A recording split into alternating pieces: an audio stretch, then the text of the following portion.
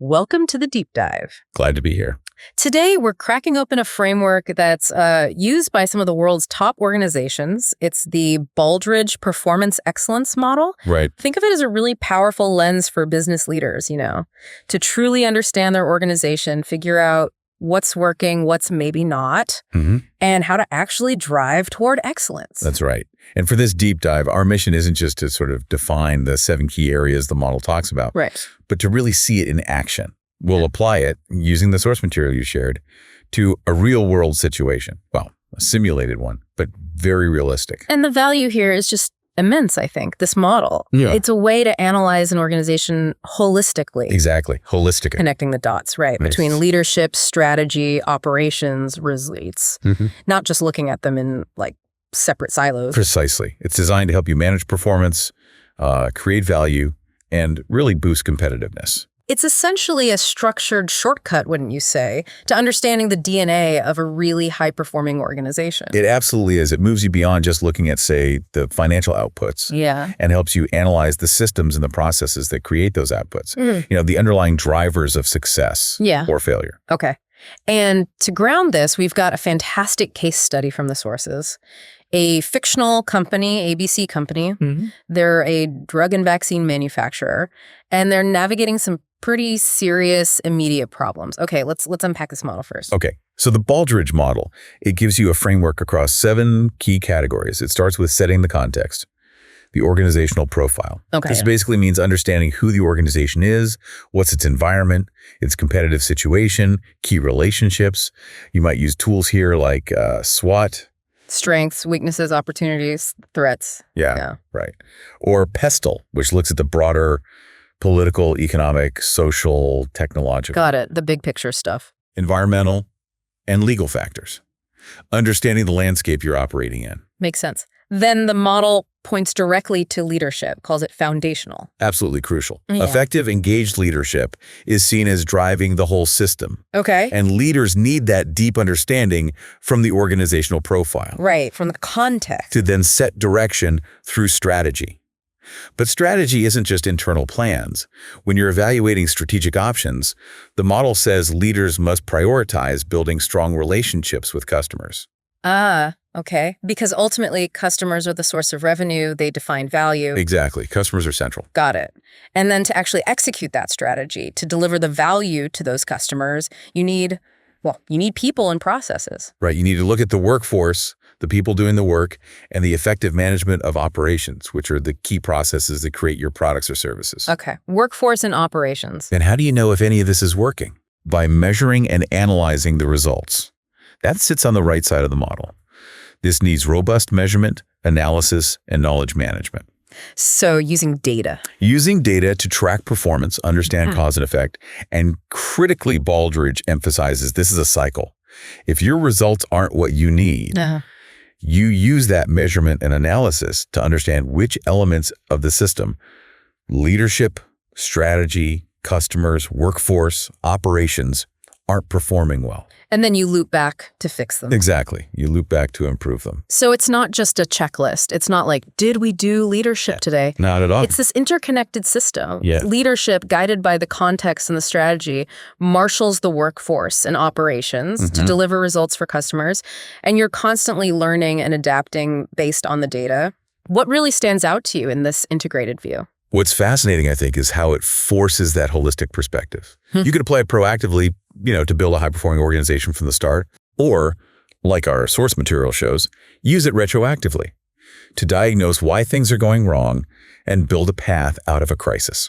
And that brings us squarely to ABC Company. Indeed. The case study. Yes. So ABC Company, they manufacture drugs and vaccines. They've got plants in country Y and country Z. Okay. They developed a vaccine for a new virus, and they signed these fixed price contracts with the governments of both country Y and country Z. Specific quantities, set timelines. Fixed price. Okay. That already sounds potentially tricky. Yeah. Country Y ordered first, got its supply mainly from the local plant in country Y. Then country Z placed a larger order for later delivery, intended to come mostly from the plant in country Z. Okay, so far so good. But this is where, as you said, the wheels start coming off, according to the source. The main plant in country Z, the one supposed to fill that big order, started having severe issues, a critical shortage of glass vials for bottling. Ouch. Supply chain problem. Big time.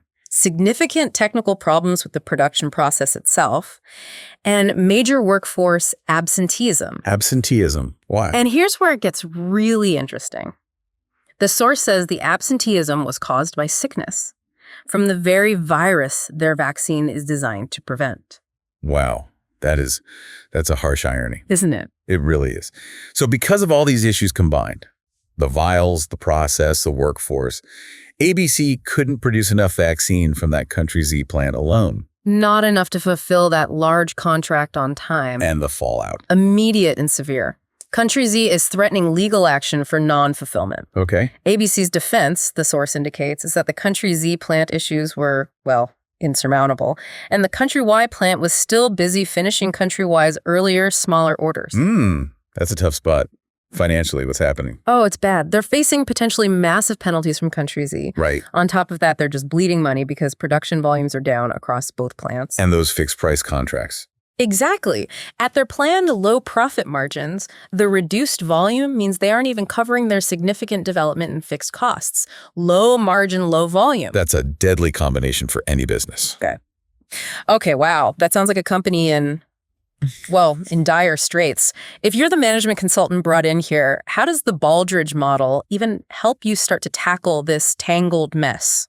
Well, you'd use the Baldrige categories precisely as that structured framework for analyzing the situation, formulating recommendations, just like the source material describes. So starting with that organizational profile, looking through that lens, what does it immediately tell you about ABC's predicament? It immediately tells you this isn't just an operational problem. Right. It's a complex web. Those fixed price contracts at low margins, strategically risky from the get-go, especially coupled with high fixed costs. So when production volume drops, doesn't matter why, could be supply, workforce, technical issues, profitability just vanishes.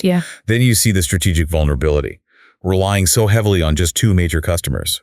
One of whom is now threatening to sue. Exactly. One is now an adversary. So the profile forces you to see how interconnected these things are. The operational failures linked directly to strategic and financial risks. Wow, okay. It lays out the severity and complexity right there. So how does Baldrige frame the role of leadership in a crisis like this one? Leadership has to step up immediately. Take ownership. The force makes it clear. They need to fully grasp the scale of the problem across all dimensions, operational, financial, customer relations, everything, and prioritize action. Focus first on the relationship with critical customers, especially country Z, while simultaneously directing efforts to fix those underlying operational issues, the supply, the workforce, the process problems. So prioritize the customer relationship while fixing the nuts and bolts. That sounds challenging. It is. Prioritization is absolute key. You can't fix everything at once, but you have to attack the most critical paths simultaneously. Okay. How does their strategy need to shift then? Well, short term, the strategy is crisis management. Pure and simple. Resolve the immediate customer disputes. Urgently increase production capacity by fixing those bottlenecks. Right. Stop the bleeding. Exactly. But the model prompts you to look longer term too. The source suggests their entire business model, their pricing strategy. It needs a fundamental review. Because relying just on these big, low-margin government contracts? With minimal customer diversification, it's just not sustainable, especially given cost volatility and all these production risks they've uncovered. Okay, that raises a really important question. Given country Z is threatening legal action, how do they even begin to manage those critical customer relationships? They have to engage positively, proactively with both governments. The source emphasizes first, understand the precise contractual obligations. Is there any wiggle room? Maybe force majeure clauses or something? Possibly. Then they need to credibly reassure both country Y and country Z that they can eventually deliver, and work really hard to define an acceptable revised timeframe. And logistically, are there options? Well, the report suggests exploring immediate practical steps. Could they maybe divert some vaccine from the country Y plant to country Z? Ooh, tricky. Very tricky. Could they reduce exports from the country Z plant to country Y if, and it's a big if, they could do that without breaching country Y's contract? all to focus output for country Z's urgent need.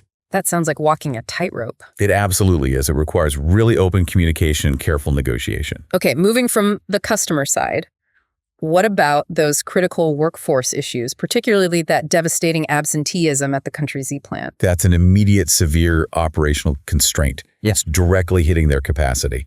And the source highlights the terrible irony. It's the virus they're fighting. So what can they do? Suggested immediate solutions include maybe transferring staff from the country Y plant, if possible, aggressive local recruitment in country Z, and a crucial urgent action.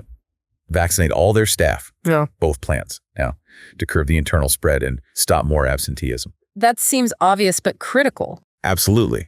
They also need to look at potentially reorganizing processes, retraining staff, anything to improve efficiency, or maybe allow the plant to operate with fewer people temporarily. Okay. And the specific nuts and bolts operations problems, the vial shortage, the technical hiccups you mentioned. Well, the vial supply is a concrete bottleneck. Needs urgent attention. The consultant would investigate alternative suppliers immediately. Find someone else, fast. Right. Could they even switch materials? The source knows maybe plastic vials could work. Might even save costs long term. Interesting. And alongside that, yes, tackle the other technical and process problems identified. Fixing those improves production flow, sure, but it also potentially reduces costs, which helps boost those razor-thin margins. Which brings us back around to measurement, analysis, and knowledge management. How does that tie all these different pieces together in fixing this mess? It's the engine, really. It drives informed decision-making across all the Baldrige categories. In a crisis like this, you need urgent data. What kind of data? The source specifically mentions operational performance data and cost analysis. They need rigorous break-even analysis, cost volume profit analysis. Basically, figure out how much they need to make just to cover costs. Exactly. Considering the current workforce limits, the operational constraints, using this data effectively, managing that knowledge, that's how they prioritize fixes. That's how they track whether they're actually digging themselves out of this hole. So looking at it through the Baldrige lens, really, it structures how you respond to a crisis like this. It gives you categories to think through. Absolutely. It prevents leadership from getting tunnel vision, just focusing on the vials, for instance. Right. It shows the problem isn't just a vial shortage or just absenteeism. It's a systemic breakdown. It's impacting their ability to deliver value to customers. And it stems from underlying strategic and operational weaknesses, all revealed by that organizational profile check at the start. And it demands interconnected solutions. Precisely. It really highlights that simply fixing the production line, well, that won't make the legal threat from country Z go away, not unless the customer relationship is actively managed at the same time. Exactly. And increasing production volume won't fix profitability if the pricing is fundamentally too low. Which points back to a strategic issue needing review. Yes. What's truly fascinating here is how the model forces a leader to confront these dependencies. You must see how operational failures cascade into customer disasters, financial disasters. It doesn't let you isolate the problems. It demands an integrated response. That makes complete sense. It really sounds like a roadmap for navigating extreme complexity, especially under pressure. Precisely. It helps prioritize the most urgent, high-impact issues, like managing that legal threat and customer expectations, while simultaneously tackling the critical operational constraints and identifying the necessary longer-term strategic shifts, around pricing, customer base. Okay, that was a really fascinating deep dive into the Baldrige model, and especially seeing how it applies when a company is really, really in the crunch. Yeah, the key takeaway, I think, is that the Baldrige model provides this comprehensive, holistic lens. It helps leaders view organizational performance not as just a collection of independent functions, but as a dynamic, integrated system. It links everything: leadership driving strategy, the workforce and operations creating value for customers, all measured and analyzed to inform continuous improvement. And applying this kind of structured thinking, like we just did with ABC Company, it really helps leaders prioritize the most critical issues, whether they're immediate legal threats or supply bottlenecks or workforce shortages, and develop strategies that tackle these problems in an integrated way to boost competitiveness, achieve excellence, even starting from a really difficult position. And it's important to remember, while the model gives you that essential structure, real-world application always means digging deep into the messy specifics. Like tracking down that glass vial supply chain problem. Exactly. Or understanding the direct link between the virus they're fighting and their own workforce, being able to show up for duty. The details matter. Okay, so here's a final provocative thought for you, the listener, to consider. Thinking about this ABC company case we discussed, how might focusing intensely on fixing just the operational issues, like getting more vials, sorting out those process problems, without simultaneously addressing those critical customer relationships, and without reviewing the fundamental pricing strategy, how might that create new, unexpected problems for them down the line? It's a good question. It's a reminder that true excellence really requires balancing multiple interconnected factors all at the same time. Indeed. Something to chew on. Thanks for joining us for this deep dive.